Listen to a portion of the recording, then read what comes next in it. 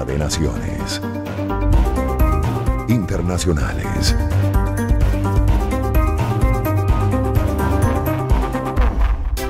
Seis 36 minutos de la mañana. Iniciemos con la invasión de Rusia a Ucrania y posterior guerra. Euronews nos tiene que un ataque ruso masivo ha destruido este jueves la principal fuente de energía de Kiev, la central eléctrica alimentada con carbón en Tripilska, a unos 45 kilómetros al sur de la capital. Sin embargo, Kharkov, la segunda ciudad de Ucrania, ha sido la más afectada por los recientes ataques rusos, ataques aéreos, muchos de los cuales han tenido como objetivo su infraestructura crítica. France 24 nos tiene que los mandatarios de Rusia y Ucrania protagonizaron un cruce de acusaciones por los ataques de Moscú contra la infraestructura energética ucraniana. Por un lado, Volodymyr Zelensky advirtió a la comunidad internacional de la urgencia de más ayuda y armas ante la ofensiva rusa, mientras que Vladimir Putin replicó que se trata de una respuesta a los atentados de Kiev contra los objetivos dentro de Rusia.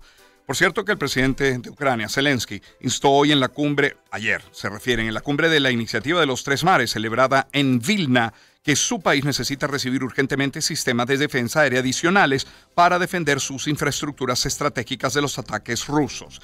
El propio Zelensky, presidente de Ucrania, insisto, dijo que su país podría perder la guerra si el Congreso de Estados Unidos no autoriza la ayuda militar para resistir la invasión rusa.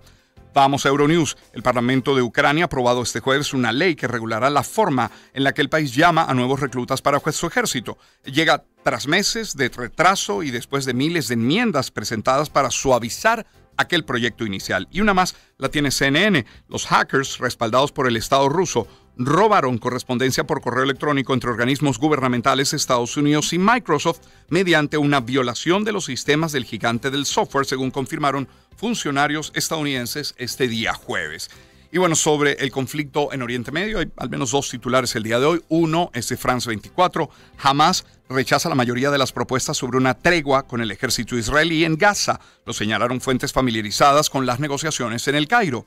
Y por otra parte, en EFE leemos que el primer ministro de Israel, Benjamín Netanyahu, afirmó este jueves, durante su visita a la base aérea de Tel Nof, a 5 kilómetros de Rehovot, en el centro, que no dudarán en golpear a aquellos que quieran atacar a Israel, en alusión a las amenazas en represalia lanzadas desde Irán por la muerte desde el 1 de abril de 7 guardias revolucionarios en un ataque contra su consulado en Damasco. Y eso pues nos abre la posibilidad de hablar de este tema. Nuestro invitado es periodista.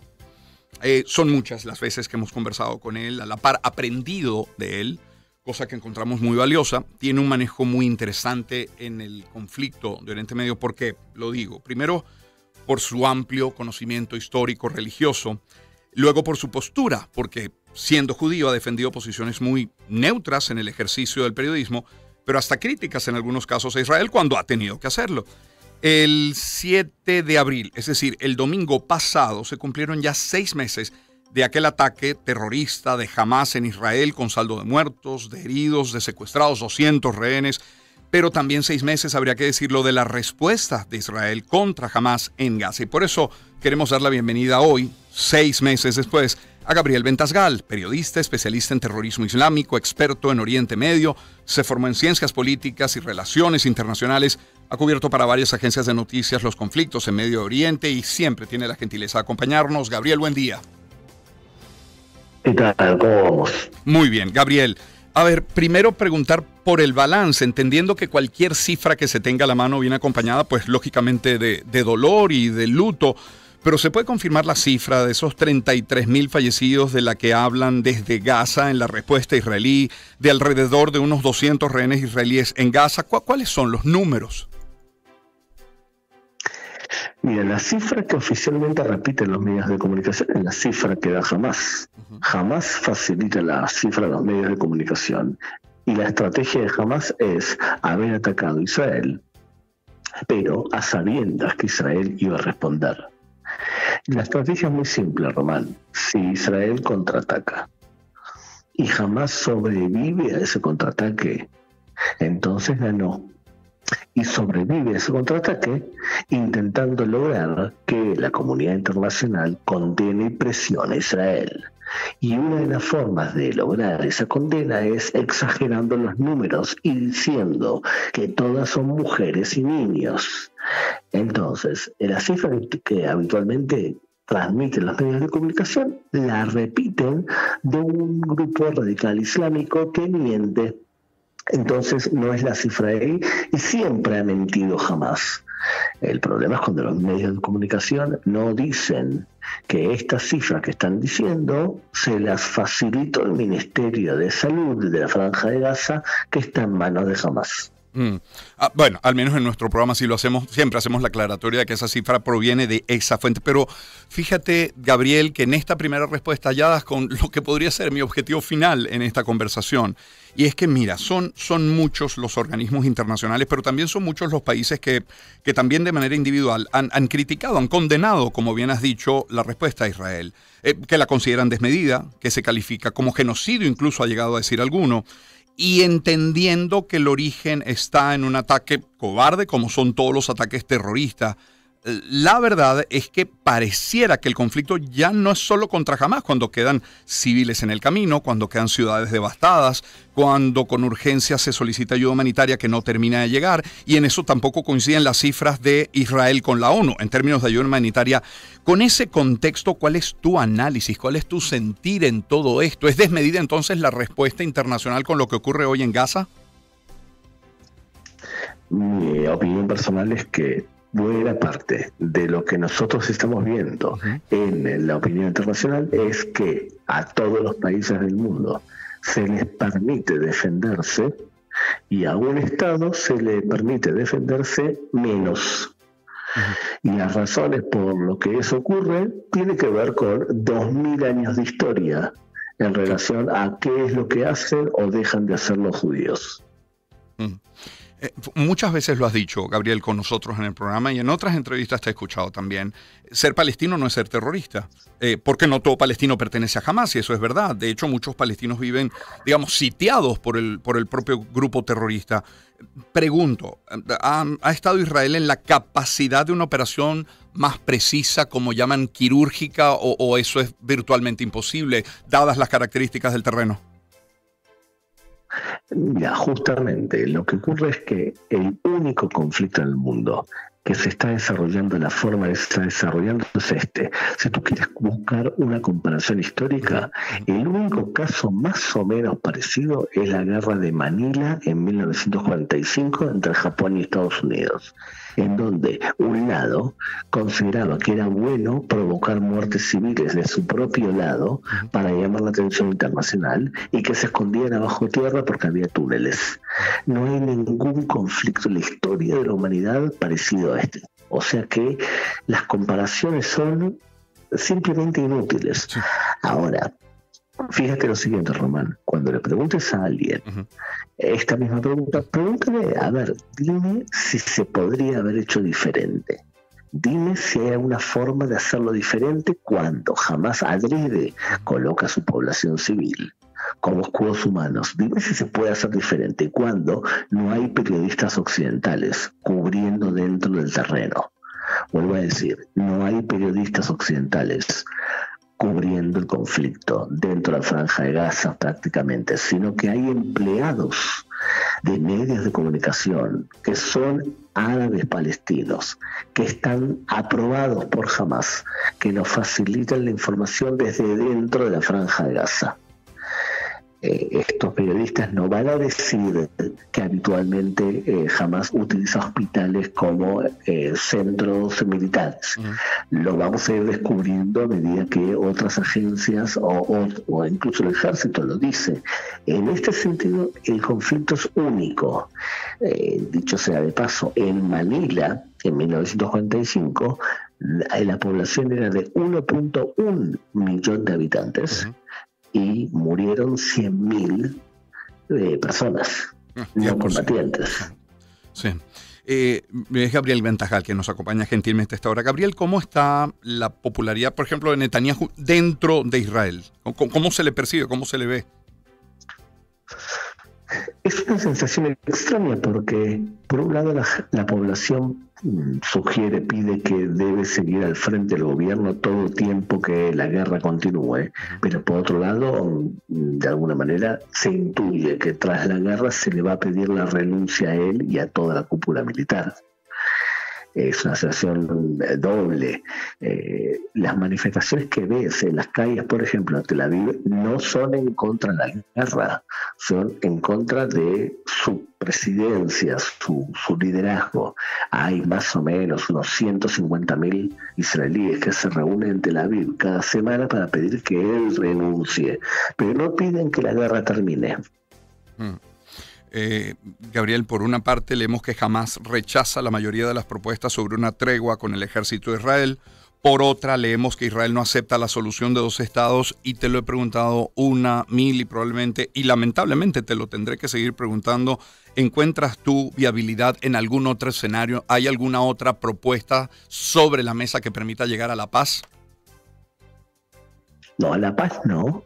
A la paz no, pero sí algún tipo de tregua, utna, entre israelíes y palestinos, y podría llegar a ser en donde la Franja de Gaza sea presidida, liderada por una especie de autoridad palestina 2, financiada quizás por Egipto o por Emiratos Árabes Unidos. O sea, si Egipto accede a gobernar la Franja de Gaza, entonces podríamos tener un periodo de calma relativa, porque Egipto, por ejemplo, no va a tener ningún prurito en destruir a Hamás por dentro, a sabiendas que nadie va a hablar del tema si musulmanes ponen orden en terreno musulmán. Entonces, en ese sentido, no creo que haya problemas. Otra opción es que Emiratos Árabes Unidos, que es el país más moderado del Medio Oriente, el que mejor ha trabajado el tema de la educación para la paz, gobierne de forma indirecta la Franja de Gaza, colocando a algún líder palestino como Muhammad Dahlan al frente de esa autoridad palestina.